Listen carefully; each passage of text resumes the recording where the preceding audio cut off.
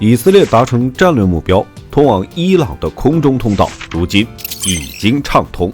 叙利亚是从以色列前往伊朗的重要空中通道，之前有俄罗斯空天军预警雷达，以色列不敢轻举妄动。现在叙利亚领空已经开放，过去为避免遭到叙利亚防空系统攻击，以军在打击与伊朗有关的目标时不会直接飞越大马士革，但现在可以了。今天就让我们来了解一下，观看中不要忘记点赞关注。伊朗与以色列的基本情况。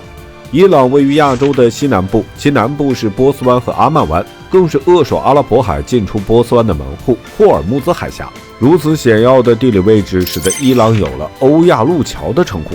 伊朗国土面积约 164.5 万平方公里，人口8502万。伊朗首都是德黑兰，这里是伊朗的政治中心，也是伊朗最大的城市。伊朗资源丰富，尤其是油气资源。根据已探明储量，伊朗石油约214亿吨，天然气 3.35 万亿立方米。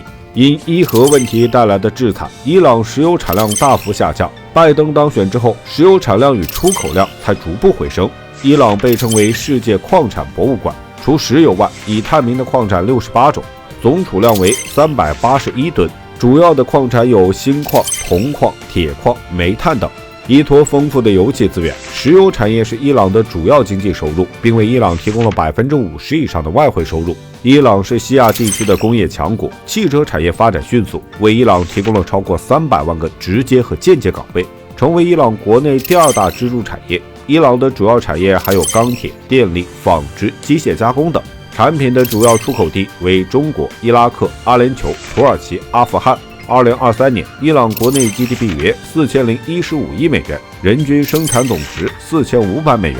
以色列是中东地区唯一一个犹太国家。1948年，根据联合国决议独立建国。该国独立之后，通过战争等手段，从巴勒斯坦和叙利亚等国获得了一部分领土，实际控制范围由15200平方公里转变成25000平方公里，人口约984万。以色列自然资源匮乏，因此经济发展的一大特色就是节能。该国是中东唯一一个发达国家，工业化程度很高。通过滴灌等节水措施和农业新品种的培育，以色列的粮食基本自给，果蔬大量出口。该国农产品在国际上很有竞争力。以色列工业多为资金和技术密集型，十分注重科研投入。主要的工业部门有机械制造、化工、电子、精密仪器、纺织等。2023年，以色列的 GDP 约5188.9亿美元，人均生产总值5.32万美元。以色列再对叙利亚发动空袭。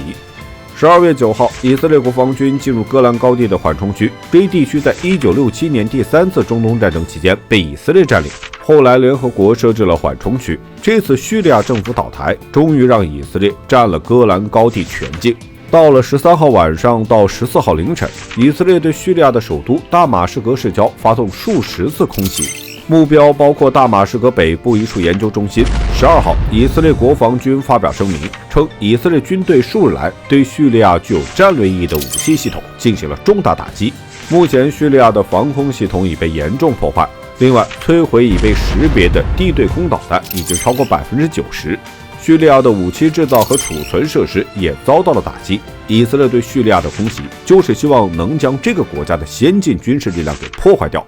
以色列媒体称，叙利亚目前只剩下少量防空系统，对以色列空军难以形成重大威胁。以军表示可以在叙利亚上空自由行动。3. 叙利亚国内局势造成的影响。2024年最重要的地缘政治事件之一，就是此次叙利亚国内局势的突变。这次的事件再次证明了中东局势的多变性与复杂性。中东局势在过去的1年多时间里，从巴以冲突到黎以冲突，再到现在的叙利亚危机，都充分地证明了中东地区是第2次世界大战结束后全球最不稳定的区域。这次的叙利亚内战情况与以往有所不同，表面上看是阿萨德政府与反对派武装之间的冲突，其实是很多国家在中东地区影响力的一场较量。伊朗在中东地区的势力随着叙利亚事件的影响正在不断的被削弱，而他周围国家的态度不明。以沙特为首的海湾国家，他们不仅反对中东事务被美国干涉，对于伊朗输出的什叶派伊斯兰革命也持反对态度。所以伊朗应该尽快调整外交策略，去获得盟友的信任与支持。近期叙利亚局势骤变，给中东地区战略格局形成重大冲击。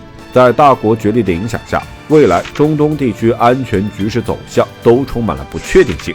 而自巴以冲突爆发以来，形成的与以色列及其西方盟友之间全面对抗的以伊朗为首的中东抵抗之弧，其发展前景也成为了国际社会关注的重点。另外，叙利亚的危机对于俄乌冲突的走向也会有一定程度上的影响。在俄乌冲突中，乌克兰已经得到美国的许可，使用美国的远程武器攻击俄罗斯的本土，而俄罗斯也回应会在必要时动用核武器。双方擦枪走火的风险正在不断增加。目前，叙利亚局势也不明朗，如果持续恶化，那么俄罗斯在中东地区最重要的空军与海军基地会存在丧失的风险，它在中东地区的利益空间也会被进一步压制。所以，为了自身利益，俄罗斯可能会与伊朗继续联手，而以色列、乌克兰也会继续抱紧美国大腿，进一步联合。这一阵营的对抗威力巨大，对欧洲与中东，甚至是全球的安全都将产生深远的影响，所以双方之间需要谨慎应对。